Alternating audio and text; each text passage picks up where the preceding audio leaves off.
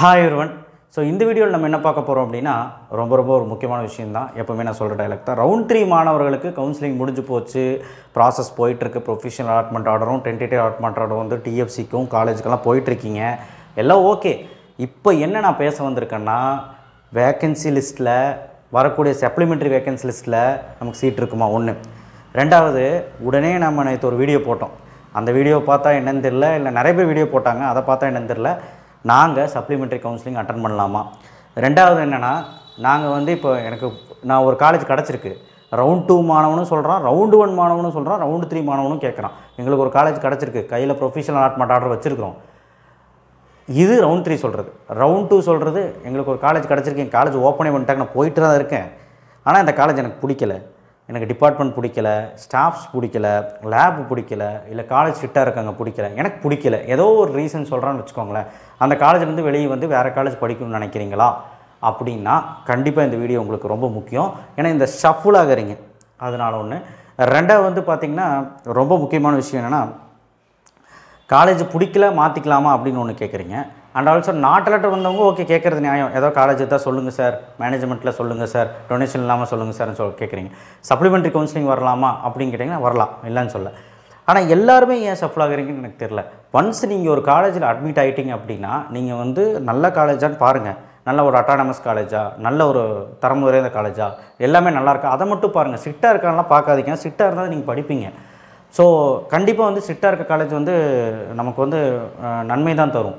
So அதனால் அதை நீங்கள் அதுக்காக புறக்கணிக்காதீங்க. நீங்கள் வந்து ஒரு வருஷத்தை வேஸ்ட் பண்ணிடுவீங்க. அப்புறம் நிறைய பேர் ரிப்போர்ட் பண்ணிட்டும் கூட, ஃபீஸ் எல்லாம் கட்டிட்டும் கூட அந்த காலேஜ் போகாமல் இருக்காங்கன்னு நான் கேள்விப்பட்டேன்.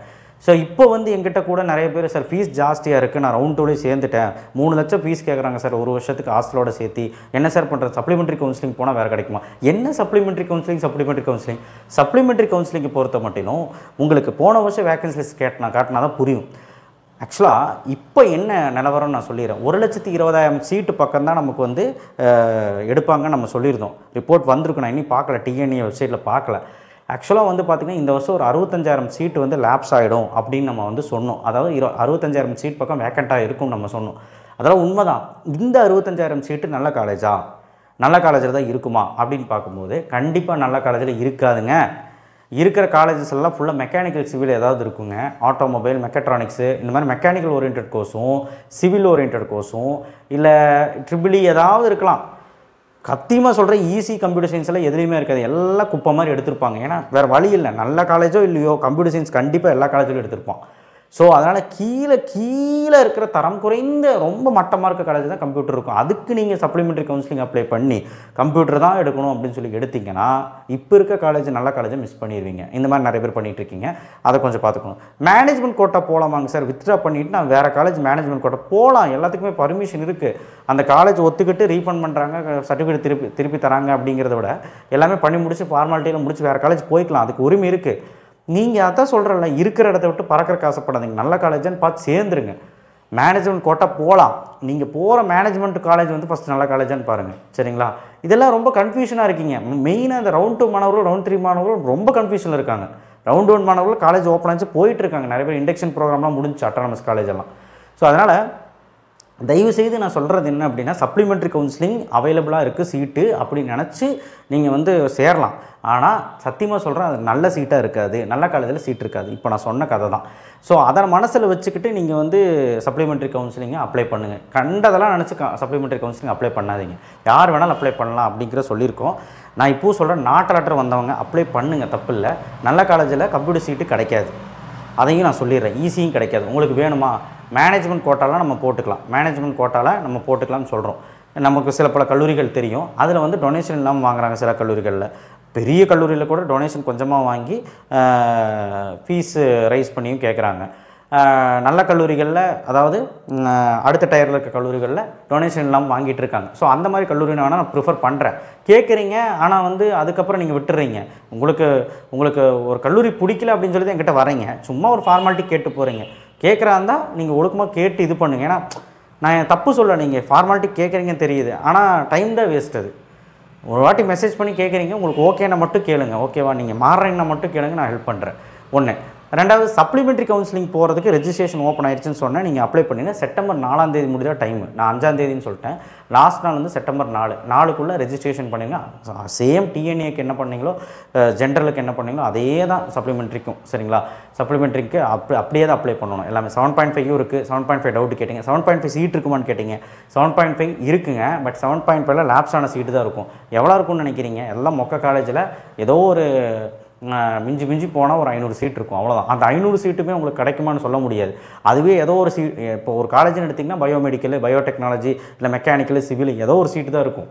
நீங்கள் தேர்ட் ரவுண்ட்லேயே பார்த்துருப்பீங்களே, சீட்டு கம்மியாக இருந்திருக்கும் 7.5ல். அதனால தான் நிறைய பேர் நாட் லெட்டர் வந்திருக்கு.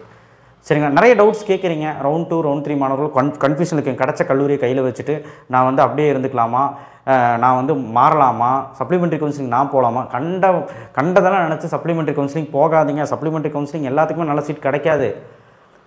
சான்ஸ் கொடுக்குறாங்க. அது லேப்ஸ் ஆன சீட்டை ஃபில் பண்ணுறக்கு ஒரு சான்ஸு. சப்ளிமெண்ட்ரி எக்ஸாம் எழுதியிருப்பாங்கள்ல அட்டம்ப்ட், அவங்களுக்கு ஒரு சான்ஸு. நாட் அலர்ட் வந்தவங்களுக்கு ஒரு சான்ஸு ரவுண்ட் 3ல். ரவுண்ட் 2ல் நாட் அலர்ட் வந்தவர் ரவுண்ட் 3ல் பண்ணியிருப்பான் சாய்ஸ் ஃபில்லிங். அதுலேயும் நாட் அலர்ட் வந்தவனுக்கு ஒரு சான்ஸு. அதுக்கப்புறம் வந்து டிக்ளைன் அப்போர்டு கொடுத்தவங்களுக்கு காலேஜ் கிடைக்கலாம் ஒரு சான்ஸு. அதுக்கு தான் அதில் வந்து நீங்கள் ஏதாவது நல்ல காலேஜ்லேயே எடுத்துக்கோங்க. எனக்கு தெரிஞ்சு போன வருஷம் 10,000 பேர் பக்கம் சப்ளிமெண்ட்ரி கவுன்சிலிங் அப்ளை பண்ணாங்க.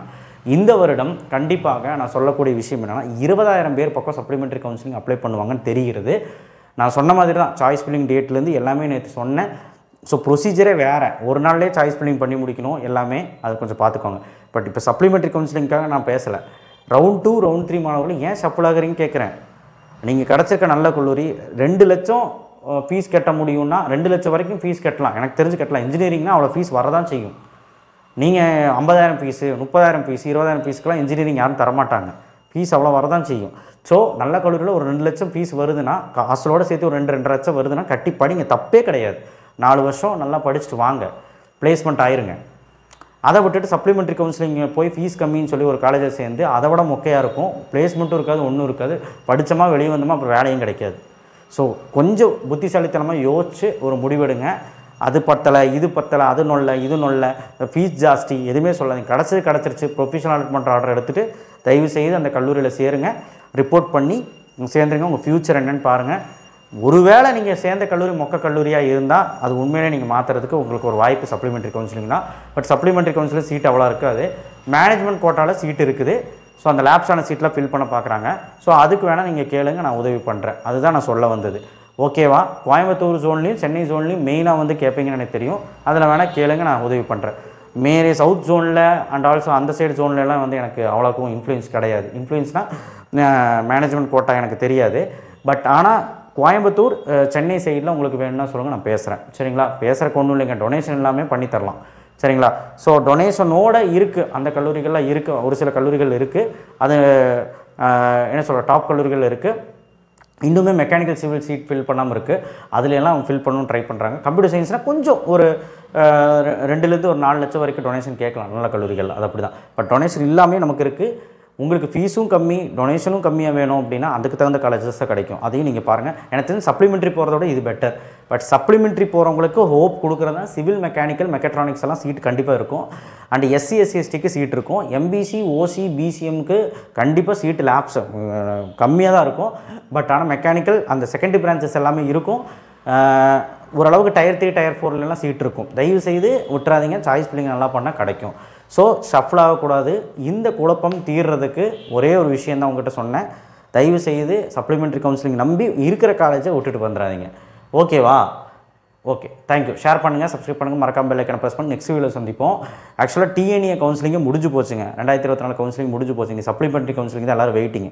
செப்டம்பர் 4ஆம் தேதி அப்போர்ட் ரிசல்ட் வருது, அப்போர்டு கொடுத்தவங்களுக்குலாம். ஸோ அதுக்கும் வெயிட் பண்ணிகிட்ருக்காங்க மாணவர்கள்லாம். ஸோ ஆல்ரெடி காலேஜஸும் டயர் 1 கல்லூரியெல்லாம் ஓப்பன் பண்ணி போயிட்டுருக்காங்க. இண்டக்ஷன் ப்ரோக்ராமும் நடத்திட்டு இருக்காங்க. ஸோ ஓவரால் பார்க்கும்போது எல்லாமே முடிஞ்சிருச்சு. கண்டிப்பாக நம்ம சேனல் சார்பாக நிறைய விஷயங்கள் பேச வேண்டியது இருக்குது. பேசுவோம். சரிங்களா? ஒரு நாளைக்கு ஒரு வீடியோ தான் இப்போ அப்லோட் பண்ணுறேன். பேசுவோம். அண்ட் ஆல்சோ இன்ஜினியரிங்கில் நீங்கள் போனால் சிலபஸ் எப்படி இருக்கும், உங்கள் சிலபஸ் ஒவ்வொரு கோர்ஸுமே சொல்கிறோம், ஒவ்வொரு கோர்ஸுமே ஒரு சிலபஸ் எப்படி இருக்கும், 4 வருஷம் முடிச்சுட்டு வரக்குள்ள அரியர் வச்சா என்ன ஆகும், என்னெல்லாம் பிரச்சனைகளை சந்திப்பீங்க, அண்டு பிளேஸ்மெண்ட் வாங்குறதுக்கு என்னெல்லாம் நம்ம பண்ணலாம், அண்ட் ஆல்சோ நம்ம பிளேஸ்மெண்ட் வாங்குறதுக்கு நம்ம எப்படி ஸ்ட்ராங்காக இருக்கணும், அண்ட் அன்யூனிவர்சிட்டி சிலபஸ் எப்படி நம்ம எதிர்கொள்ளலாம், அட்டானமஸ் சிலபஸ் எப்படி எதிர்கொள்ளலாம், எல்லாமே சேர்த்து ஒரு வீடியோவை நான் போட போகிறேன். அந்த வீடியோவை ஸ்கிப் பண்ணாமல் பாருங்கள். சரிங்களா? தேங்க்யூ. ஷேர் பண்ணுங்கள், சப்ஸ்கிரைப் பண்ணுங்கள், சப்ளிமெண்ட்ரி கவுன்சிலிங் அப்ளை பண்ணுங்கள். இனி மிச்சம் மீதி இருக்க நாட்கள் செப்டம்பர் 4 தான் லாஸ்ட் டேட்டு. ஸோ மீதி சேர்ந்தவங்க சேர்ந்ததாகவே இருக்கட்டும், நல்ல கல்லூரியில் போய் சேர்ந்துக்கோங்க. அவ்வளோதான். தேங்க்யூ. ஷேர் பண்ணுங்கள், சப்ஸ்கிரைப் பண்ணுங்கள், மறக்காம பெல் ஐகானை ப்ரெஸ் பண்ணுங்கள்.